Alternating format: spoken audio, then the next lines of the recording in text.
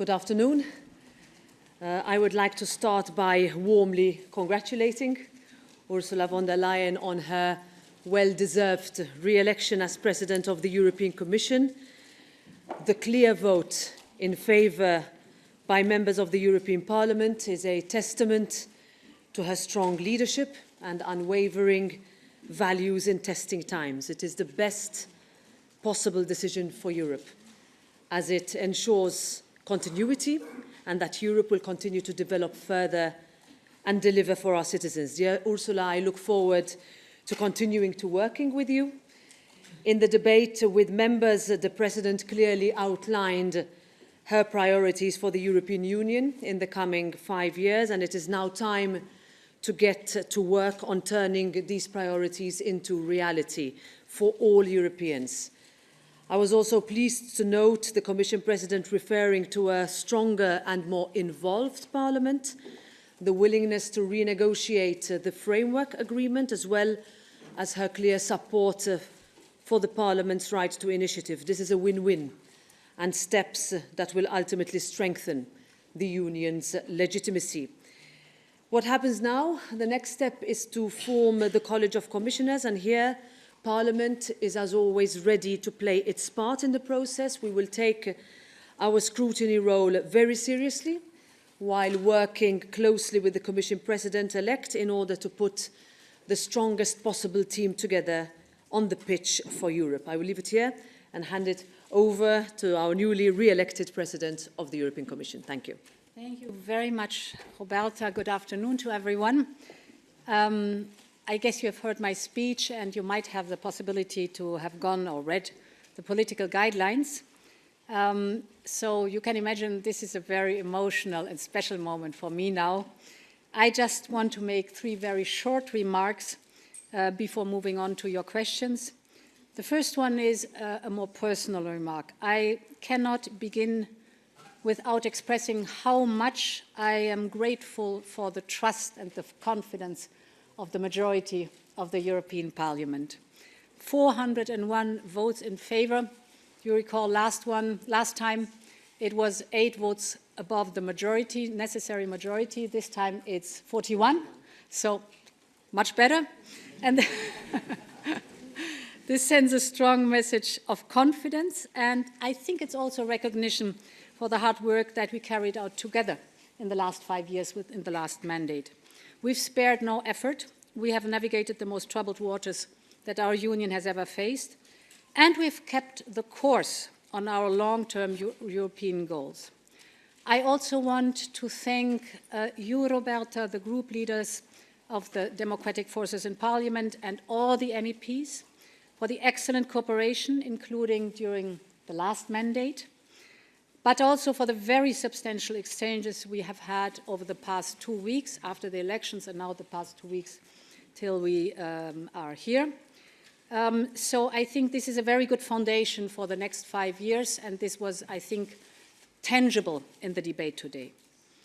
Second, I want to highlight that I was very happy to have the opportunity to carry out a real pan-European electoral campaign. As you know, it brought me from Helsinki to Lisbon, from Bucharest to Rome, and many different places. I engaged with people from all walks of life, and I enjoyed taking part in a series of the TV debates we had with the other candidates. I think this makes our European democracy much more vibrant. And finally, let me walk briefly through the next steps indeed. I will focus on building now my team of commissioners for the next 5 years. In the coming weeks, I will ask leaders to put forward their candidates. I will, as I did last time, write a letter and ask for the proposal of a man and a woman as candidates. Only exception, like last time, when there is an incumbent commissioner that stays.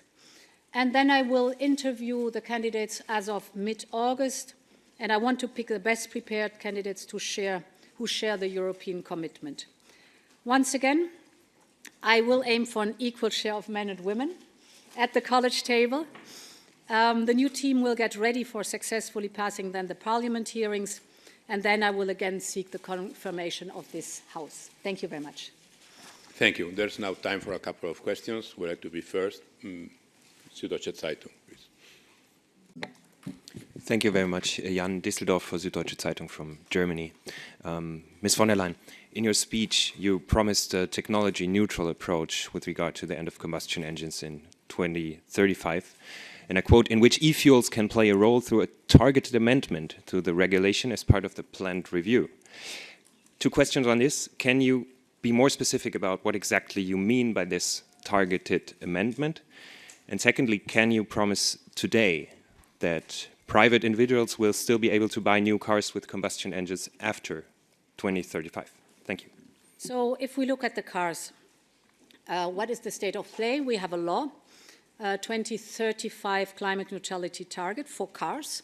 That target stays. And we have to create predictability for investors and manufacturers and, of course, customers.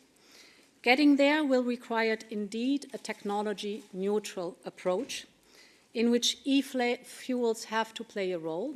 You know that at the moment being we have the law and we have the proposal for the e-fuels. And they can play a role, I'm sorry, I'm tired. They can play a role through a targeted amendment of the regulation as part of the foreseen review. So important is we stick to the goals and we are technology neutral. Mark Peppercorn. Good afternoon, Mark Peppercorn, Volkskrant. Congratulations first, both of you. Commission President, I want to ask you, of course, the vote was secret, but looking to the results and to the statements of the parties, you see that you got the votes of the majority of the 4 pro-European parties. Is your aim to keep this, let's say, grand coalition together for your plans for the next 5 years? Yes, I will work as intensively and as good as possible with these who supported me. Indeed, it's the pro-European, pro-Ukraine, pro-rule of law. I'm very grateful, of course, to the platform, EPP, Renew and SD, but I'm also very grateful to the Green group to have supported me. We had intensive exchanges on all the topics, and it's a good sign that at the very end, obviously, they were convinced to support me. Laura. Hi, Laura Zornoza for the Spanish news agency EFE. The votes are secret, but apparently Fratelli d'Italia, the party of Giorgia Meloni, has not supported your candidature. In retrospect, does it make you, do you think that approaching Meloni and ECR was the right move from the beginning, or should you have focused on a different path? Thank you. The result shows that the approach was the right one. We've been working very hard throughout the election campaign. And again, I must say, to really bundle the democratic forces and to have a majority in the center for a strong Europe. And therefore, the approach to say all those who are pro-European, pro-Ukraine, pro-rule of law, we offer to work together. And the result today, I think, speaks for itself. It was the right approach. Okay, then Thomas Meyer. Thomas Meyer from the Standard Austria. I have a very short and simple question to President von der Leyen. If you think of the million citizens now in Europe, what would be today, after the election, in a few phrases, your message to the citizens outside who might perhaps listen now? We are working all together for a strong Europe. We're working on the topics of prosperity and competitiveness in our economy, social fairness because we have a social market economy. We're working on protecting people, so security and defense, but the most important is the overarching topic of strengthening our democracy. Our democracy is under attack from inside and from outside, and therefore it is crucial that the democratic forces stand together to defend our democracy. And the last question, Henry Foy. Thank you so much. Congratulations.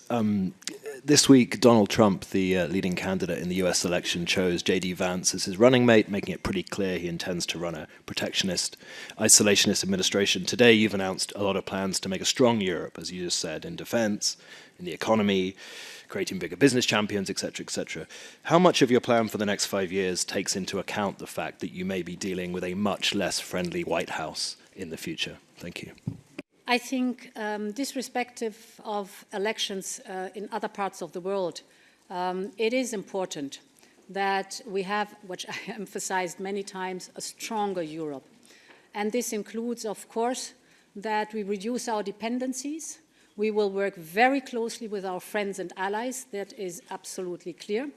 But this does also include that we are building our own strength, and that we are strengthening the qualities that Europe has, and that we are working hard to have a strong Europe. This must be the premise we are working on. Thank you very Really much. tired.